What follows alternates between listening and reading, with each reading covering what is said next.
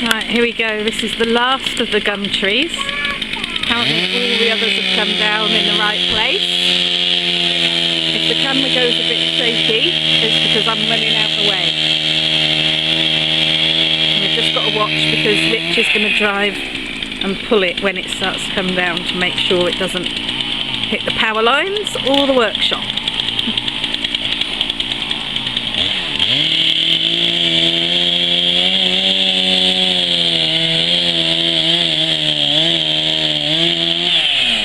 Lynn's probably in the safest place.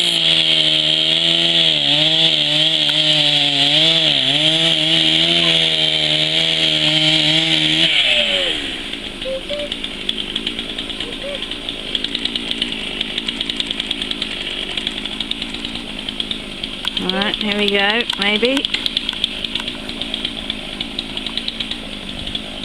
See, we've got women and children out the way in the background.